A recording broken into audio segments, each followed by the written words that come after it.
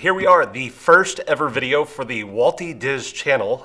We're going to this live stream that we just had from Ravensburger to take a look at both Fabled and Reign of Jafar, and we're really excited to be able to go through and react to some of the things that they announced in this. Of course, some of the details were leaked out. I'm Aaron Murray alongside here with Christopher Cerventi. One of my students here at Kathleen Senior High School, which is where we are producing this first ever show. And we're going to start it off by taking a look at the live stream itself. And what a great presentation by Greg Tito. What did you think, Chris?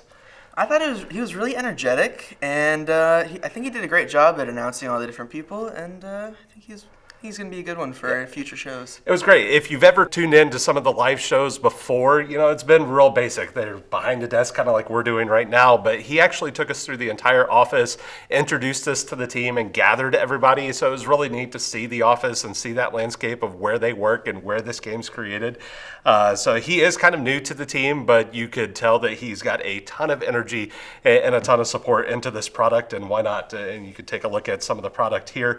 Of course, what got Chris kind of hooked into it was this card right here, along with his first ever Enchanted. Opened those very early on, so I remember when you opened that Enchanted, you were touching it very delicately. For you, is that the moment that kind of got you hooked in the game?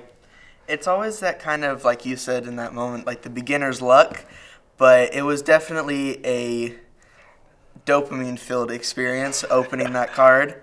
And yeah, it got me hooked almost instantly. I remember when I opened my first Enchanted back on the first chapter, opened up that big Tink and got that Enchanted, and then ended up with a Belle. And then my wife opened up the big prize of them all, the Elsa.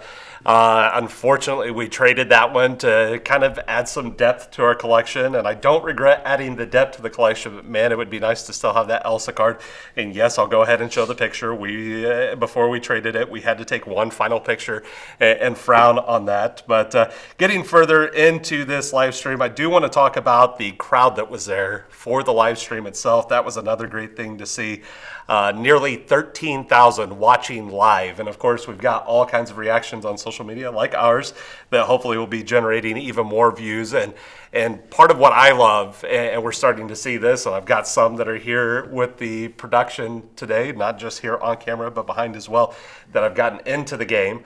And I love to see how this game is growing. It's a lot of fun to see the growth. You've got a little bit of a background playing Pokemon, correct? Yes. So I know that mentioned Johnny B's here locally in Lakeland. And that was something else that I know kind of got you into checking it out a little bit. So do want to go ahead and give Johnny B's a tag there. Great local store here to get a lot of students in the local area involved in the game. Yeah. Moving along, Elaine Chase, the head of brand, product, and marketing, was the next to come on with that live broadcast. And she introduced us to the next binder. Of course, Chris actually has his Stitch binder somewhere. And that was another thing that I believe you got that as an Easter gift. Is that correct? So, yes. Getting these card binders added to the entire collection was great, and especially to feature Stitch. Unfortunately, still not featured at any of the parks on an attraction after losing the Great Escape, but hopefully that'll come back at some point. But we did get to see brave little Taylor Mickey finally make a return. And he's making a return in a beautiful way. And I'm going to guess this new art may end up being on a card at some point as well. That's just an early assumption. But we do know that several cards are coming back, and that's shown here with this set with Big Tink. So I know you don't have a whole lot of experience with Big Tink, so most of your collection, of course, coming here recently, mine going back to the first chapter. Here early on in your play, though, what's been your favorite card so far? I'd say my favorite card is probably the probably Raja, the illusion card. Love tigers so much, and just the illusion cards in general are definitely my favorite type, and I love how you can play with them and all the different types of cards that you can use. And there's no doubt that here, and we lost the image on the TV, but Reign of Jafar will be coming in soon here at the end of the month, and with that will be some new illusion cards, and we'll have Jafar coming in a big way with that. But did have a little bit more news with Fabled. Fabled pre-release starting on August 29th, so there's going to be almost exactly 3 months between the release of the Reign of Jafar and Fabled, and then the full release happening in stores there on September 5th. So along with that news on the release dates, we did get a look at some more of the cards that are going to be released. And Chris, would you like to kind of go through some of those a little bit? Yeah, so we have the Rockstar Stitch coming back. It's getting reprinted, I guess, in the new set. And we also have the Winnie the Pooh, which is coming back. And that's actually, I don't know if you can show it, but we have the mat right here that has the, what's it called? The Honey Wizard Pooh. So, that's one that I know got you into the game even a little bit more. And that, again, is the awesome part with Lorcana, and it's what's made this such a successful TCG. It's got such a big IP brand that's already well established with all the Disney products there. And when you drop in one of those big favorites like Pooh, it's great to be able to see that fandom take off in a whole new way. And of course, they're feeding into that fandom because we get our first enchanted Winnie the Pooh. So I'm sure that this will be a card that you're hoping to open up with some of that beginner's luck as we get towards Fabled there. And like I said, at the end of August, so as we get into September. So talking about some of the fandom and some of those popular characters, one of the things that they teased in this, which is something that a ton of people, the community is crazy about a few different products, that some of those IPs that you don't see a whole lot in movies anymore. And one of those is a Goofy movie, which, as I said during the stream, is going to be celebrating 30 years, which I can't believe. And I don't like admitting that, here I am, was alive for plenty of years before the release of that. And Chris, you weren't even thought of yet. So no. A slight difference between the two of us on that. But being able to bring in Powerline and some of those other classic Disney characters from the Goofy movie undoubtedly is going to have a lot of support from fans. We've got another couple of teases that were introduced, and we'll talk about those a little bit later on. But along with the Fabled set are going to be 2 new rarities as well. They introduced the Epic and Iconic rarities, and there are a couple of cards that they showed off with that and how those at least stack in, and kind of curious how that's going to impact what those pull rates are going to be for. Now, are the Enchanted's going to be even more rare because we've got those epics, and then I can't even imagine what the Iconic is going to be. Yeah, it's going to be very hard and probably very expensive to get one of those iconic cards. Well, if it's anything like the Elsa that I mentioned earlier, you go back to first chapter, and one of the problems with first chapter is it was hard to get product. Thank goodness I live here in Central Florida. We live here in Central Florida. So just down the road a ways at Disney Springs, there's a little bit more product than what there was around the nation.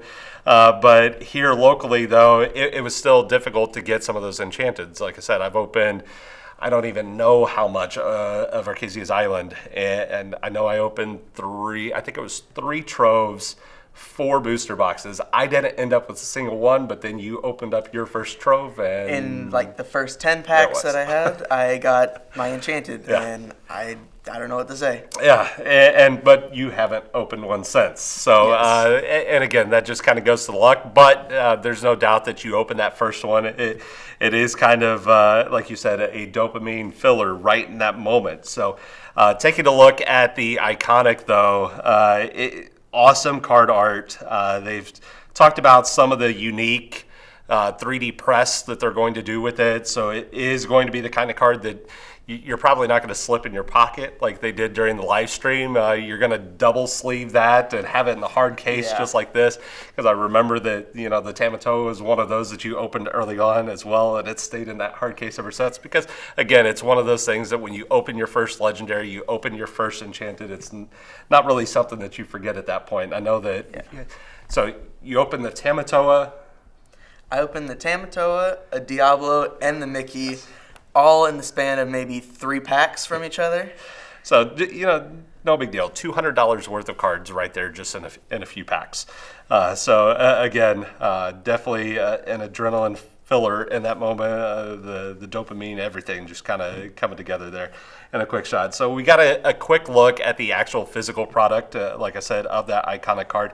And we got to look at some of the other promo pieces and some of the other art coming, including some reprints in the past, like the Maleficent Dragon. When you play this character, you may banish chosen characters, so another first chapter card coming back. And I do expect quite a few of those first chapter, because they talked about Fabled being the celebration, a 2-year anniversary, which, like they said in the stream, I can't believe that it's been 2 years. For you, of course, it hasn't been that long, so you were just recently introduced to these cards. But yeah, 2 years ago, I remember, and I'm just still getting over being sick recently, but I remember being sick, having to miss school, and I got word on Facebook that they had just gotten some new chapter 1, or the first chapter gift sets over at Disney Springs. And I looked at my wife and I said, we've got to go, because I knew that they were going to run out of product otherwise. So sure enough, she drove, thank goodness, and she's always good about fueling into the things that I love most. So she drove as I'm sitting there miserable in the passenger seat. And of course it had to be raining and it was a little bit cold. It's Florida. But we made it through the rain, made it to World of Disney there, got our gift sets, went home, and I believe that's when I opened up the Belle Enchanted. So the trip was well worth it. And like I said, continued to add to the collection there. But one of the other things that they talked about, and I know you had a lot to say about this because you thought back to your Pokemon playing days and set rotation. So for your experience, I haven't had a whole lot of experience dealing with set rotation, so I know you had a pretty strong reaction to that initially. What is it that your feelings are when it comes to set rotation? So like you said, back to my days playing Pokemon, a big part of making decks was that you had to make decks out of cards that were in rotation. So you couldn't have cards from, say, like the first set in a deck that you're using like 10, 20, however long after the first set came out. So with the new set rotation, once this year 3 comes in with Fabled, the first 4 sets of Lorcana are going to be unable to be played in official tournaments. And that just gets on my nerves because I'm not a fan of having to rebuild decks every time new sets come out. Now, at the same time, though, of course, we just talked about the fact that you're just coming in here at Arcasia's Island. So when you look back to, Azurite Sea and Shimmering Skies, your cards are primarily from those 3 chapters. And I know you've got a few, like we talked about, like the Diablo. You're able to get a few from Inklands and Ursula's Return, but most of your cards, though, are going to be from that year, too, so you won't have to worry about it too long. But that's one thing that I love early on, is because, especially as I start to get, who knows what freshman student I might have next year that sees us kind of getting into this and making videos, and they're like, oh, I want to try that out. The great part about that is anyone that comes in new to the game is still going to be able to build decks competitively and show up to some of these set championships and not worry about that person that's been collecting since the first chapter or the second chapter, and they've got these cards that they're bringing into play, like a whole new world. And they are reprinting that one. We got another tease on that as well. But without the reprints, if it wasn't for the reprints, the set rotation would make it incredibly difficult for new players to come in and really be competitive. So I will say, from at least someone that's been collecting since the first chapter, I do appreciate that. But they did also introduce that there will be the Infinity Construct, so you will be able to use all of those cards in some of those Infinity style plays. So we are going to have some ways to incorporate some of those. They also talked about the worlds, and I know so many people out there, including myself, we were really hoping that somehow, some way, especially living here in Central Florida, that we'd be able to go right down the road to the Walt Disney World Resort and be able to attend that. Unfortunately, though, that is all going to be a live streamed event. They did show off that whole new world card, though, and that is going to be a promo. Details will come out at some point on how to obtain that card, but no doubt that it would have been really nice to be able to go down and attend that. Undoubtedly, I'm sure that in the future, Ravensburger is probably going to put some better events together when it comes to Worlds. I do expect probably, at some point, probably switching each year between Disney World and Disneyland, I could see something like that, and then maybe even switching over to some of the other Disney parks and some of those international locations. They did say that this was, since this is what I think the first one that they're doing. Yes. They're trying to go more on the player hospitality instead of having it for the fans. So they said that they were really trying to give the players that like VIP experience, like they earned it to be there. So I do get for the first one why they would be doing it without a ton of fans watching. But for future ones, I feel like it'd be the smart idea to let fans buy tickets to go watch it in person. Yeah, and I definitely think that if they had a little, I don't think that they were prepared for what actually happened. And they talked about that a little bit in the stream, is that the crowds that have been at especially the North America locations, they sold out instantly. The closest one here was in Atlanta, and it sold out almost immediately. There are a few people here locally that did attend the event, but it's something that I don't think that they were prepared. They probably didn't know exactly what to expect if they would have opened this first one up to actual public attendance. They'll get an idea of what it's going to look like through the live stream. And we did get a look at the broadcast team that's going to be there, a lot of well-known individuals that are going to be a part of that broadcast team. So should be an awesome experience to be able to take a look at Worlds and watch the competition as those 28 players compete. The next thing that we did get to take a look at was, and you haven't had a chance to play the previous Illumineers Quest with Ursula. We talked about that as we watched the live stream, but I'll bring that in soon so that you can get a look at that. But we did get a fantastic look at the new Palace Heist, and the great thing about the Palace Heist is that we will actually have a good box to be able to store this in. Talked to this. During the live stream, I told Chris, I said, I ended up buying an extra trove of Ursula's Return just to be able to have somewhere to put everything for Ursula's, because the box was huge and it was really meant to be opened and then thrown away. The box itself that Ursula's quest, the Illuminator quest came in, was beautiful. Nice little glimmer and everything. But taking a look at this Palace Heist with the Reign of Jafar, it looks great. And I know one thing that they were pretty excited about on the broadcast with the new Illumineers Quest was that the mat that they're giving with the box is going to be made out of cardboard and not just these paper ones that they're giving us with the starter decks and stuff that they have. But thinking back to the first chapter, and again, you weren't around to experience this at the time, but the first chapter, the troves, when they came out, we weren't getting the dice yet. We didn't have the lore counters, so each set that's came along, even talking about like these little gift sets and stuff like that, they've continued to introduce more product to really support the collections and new ways to be able to carry those with you. I know that I use this little gift set box to put all of my extra bulk in so that when I go to the parks and me and my wife play, we can actually give some of those cards away to anyone that comes up. I actually got to go over and play at the Pecos Bill restaurant there in Frontierland and had a couple of people come up while we were playing. And it's great to interact. So I know that we've got a few people out there that play in the parks, and it's great to see that and be able to get some of that interaction that way. Now, as a part of the teasing for the Reign of Jafar, like we said, Jafar is going to be a major piece of that, and I know that's got you excited. I am specifically excited because one of my decks that I have here is a very heavily based illusion deck. And it's an Amethyst Steel deck. I love it. It's the first one that I made, and it's one that I still play. And I actually made another deck, and it's also Amethyst Steel, which I guess shows you how much I love those two types. But they have a new Jafar card coming out that is going to be Amethyst Steel, and I think it can work really well with this illusion deck that I have. Yeah, I mean, you take a look at the dark power ability that it has, and whenever the character quests, you may draw a card, then choose and discard a card. If that card that you're discarding is an illusion card, then you're actually going to play that character for free. And there's no doubt, especially with the more recent sets, that anytime you're playing something for free, that card is going to jump off at a lot of people really, really quick. It is a 5-cost uninkable, which means that you're going to have to be careful with how many uninkable cards that you have. But if you're going to build a deck around that Amethyst Steel with the illusions, especially the Giant Cobra card, which I know you've loved to drop down a few times and hit that quick discard for the quick lore. And that's another thing that really plays so well into this Amethyst Steel is the surprise lore ability.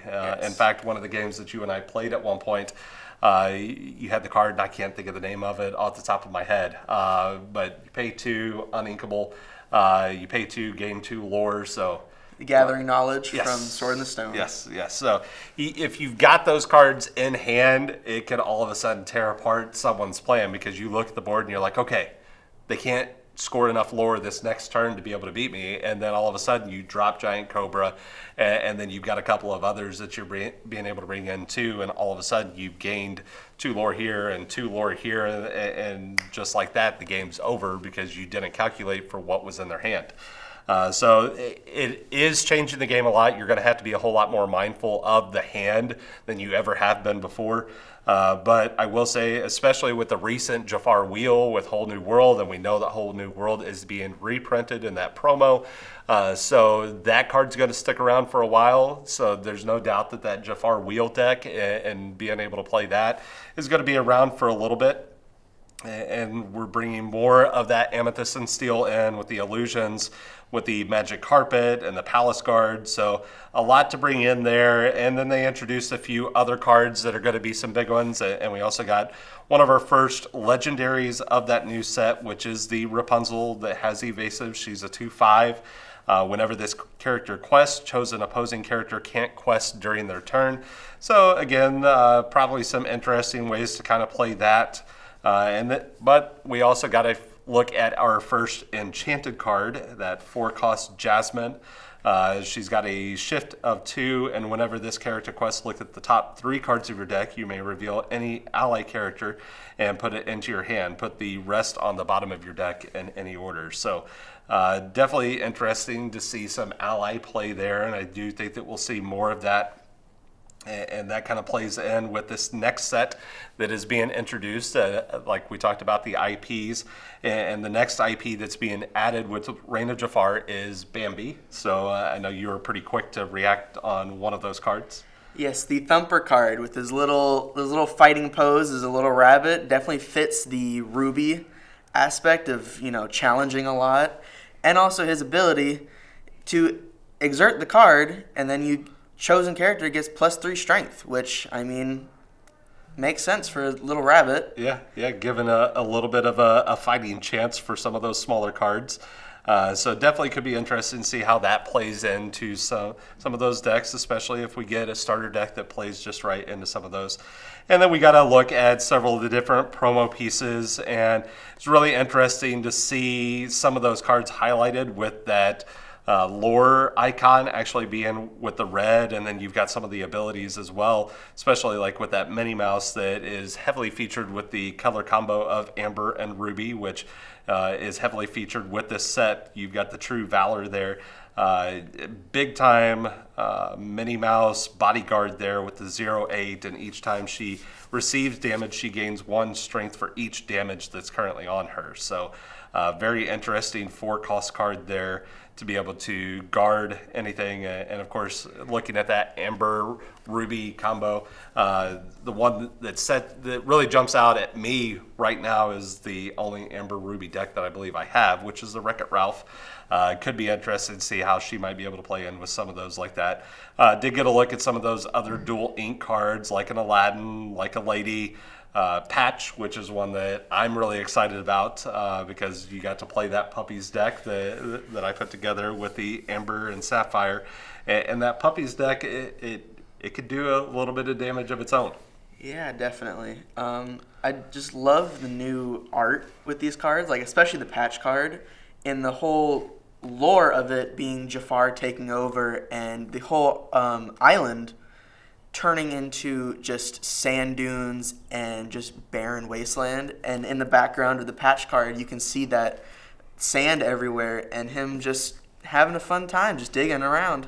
Not only that, but you can even see the palace off of the background too. So a lot of neat little parts of this. And we even talked about that, leading into this, we all knew that the Hexwell crown was being put back together slowly by Jafar. So he's got it together, and we see how he's taken over the island here with all the sand and everything.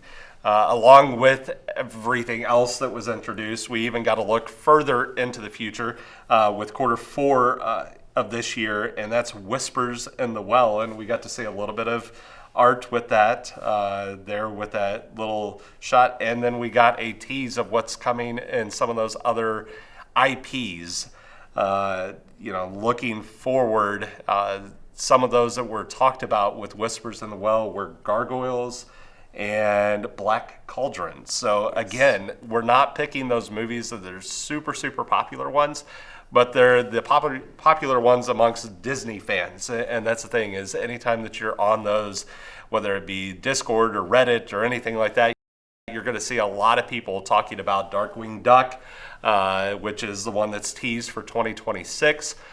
But Gargoyles is another popular one, and a lot of things that I grew up with, a lot of things that you may have seen at some point, but didn't grow up with Gargoyles, didn't grow up watching Black Cauldron, I'm going to guess. So there are going to be a lot of those that definitely play into the 30-somethings much more than the teens. The older audience. Yes, the older audience. But it's great to see all these different characters coming in, and it's some that in a lot of other games, I've played a lot of Disney games out there. When I was playing Disney Mirrorverse, which I miss so much all the time, my bank account doesn't miss it. Especially since Lorcana came along. I wouldn't be able to handle Lorcana and Mirrorverse if Mirrorverse was going at the same rate that it was. Got a new problem. Yeah, I've got a new Disney problem, which is never a problem. It's a great thing for me. Bank account might say otherwise, but it is the kind of thing, though, that I take a look at these characters that are coming out, and I love the fact that they're listening to the community, because that's something that Mirrorverse really struggled with, and I think it's what led to the game's collapse. There are several things that kind of played roles in on that, but listening to the community is a huge part of making sure that these games last a long time. And the Lorcana team has proven already that not only are they bringing in like a director of communications that did, again, a fantastic job with the live stream, but they're listening to community. For me, if I were to request one, it's never going to happen. But man, I would love to see Spot and Arlo somehow come into the game. There are plenty of characters from Good Dinosaur. I know I'm never going to see them, and I know I'm in like that. I'm like the one person here in Central Florida that's like, oh, the Good Dinosaur. But some people have never even heard of that movie. And it breaks my heart. But I've actually got a Good Dinosaur shirt that I wear to the park sometimes. I always get at least one comment somewhere, and they're like, oh my gosh, I never see shirts like that. Yeah, I know. That's why I bought it. I wanted to get some support. One that they make. Yeah. It wasn't easy finding the shirts. It took a while to be able to find that shirt. But if there's one character for you that you would like to see come into the game, thinking back to Disney movies, what's that one character that you would like to see at some point? I know that you were already happy with Pooh being in the game, and there are several others that I know you're already happy with. But what's the one character that you're like thinking back through some other movies? What's one that you would love to see? Well, I know, like we talked about earlier, a way of getting Disney's other, like, kind of, I don't know what you would call them, but, like, getting Star Wars and Marvel kind of connections into it, like with the Jedi Mickey, which I feel like that could be definitely a cool thing. And then I recently found out today that they do actually have a Tarzan card, which might be taking a look at making that Amber deck. Well, there is fan art out there. I will say that's not an official card, but so Tarzan, I guess would be the one for you. And I do. We talked about the music from Phil Collins. You being the music guy that you are, makes that movie, needless to say, one of the top favorites amongst those that are big Disney music fans, because how could you not with everything that Phil Collins did with that film? But yeah, so Tarzan would be another great one to see with all the characters that you could bring in there. There's plenty that you could do. You could only imagine what that Clayton card would end up looking like and some of those other pieces. But almost definitely be a Ruby. Yeah, I would think so. He would have to be a Ruby, possibly bring in a little bit of the steel with that. So he would kind of fit in with a little bit of that Mulan and Raya type energy, that warrior type thing. So it'll be interesting to see what new IPs continue to come out in the future. But this is going to end the first Walty Diz reaction video, and we'll have a lot more that's going to come out about the parks, about Lorcana, everything and anything Disney will be right here on Walty Diz. Christopher, thank you for joining. Yeah, it's been a pleasure. Thank you all.